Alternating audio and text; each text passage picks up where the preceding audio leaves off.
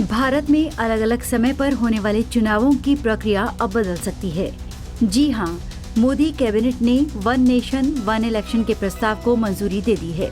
इस बड़े कदम से देश में समय समय पर होने वाले लोकसभा और विधानसभा चुनावों को एक साथ कराने का प्रयास होगा। सरकार जल्द ही इसे संसद में पेश करने की योजना बना रही है।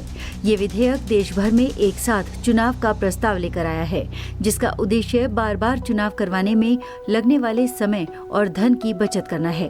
अब सवाल ये उठता है कि आखिरकार इसका मतलब क्या है? तो वन नेशन वन इलेक्शन का मतलब है कि पूरे देश में लोकसभा और विधानसभा के चुनाव एक ही समय पर हों। गौरतलब है कि अभी भारत में अलग अलग समय पर चुनाव होते हैं, जिससे न केवल प्रशासनिक बोझ बढ़ता है, बल्कि बार बार चुनावों के लिए बड़े पैमाने पर धन भी खर्च होता है। आपकी जानकारी के लिए बता दें कि पूर्व राष्ट्रपति रामनाथ कोविंद की अध्यक्षता में एक विशेष कमेटी का गठन किया गया था। इस कमेटी ने हाल ही में अपनी रिपोर्ट सौंपी, जिसे मोदी सरकार ने मंजूरी दे दी। अब सरकार इसे संसद में पेश करने की तैयारी कर रही है। वैसे तो वन नेशन वन इलेक्शन को लेकर सरकार और विपक्ष के बीच गंभीर मतभेद हैं। विपक्ष का तर्क है कि ये कानून संघीय ढांचे के खिलाफ है और इससे राज्यों की स्वतंत्रता पर असर पड़ सकता है। वहीं सरकार का मानना है कि ये कदम चुनावी प्रक्रिया को सरल बनाने और देश भर में स्थिरता लाने के लिए जरूरी है। संसद में इस विधेयक को पास करवाने के लिए सरकार को 2/3 बहुमत की जरूरत होगी। राज्यसभा और लोकसभा दोनों में एनडीए के पास बहुमत है, लेकिन 2/3 का आंकड़ा छूने के लिए विपक्ष का समर्थन जरूरी होगा। वन नेशन वन इलेक्शन को लागू करने के लिए संविधान में बड़े स्तर पर संशोधन करने होंगे। अनुमानित रूप से सरकार को 6 अलग अलग विधायक लाने होंगे।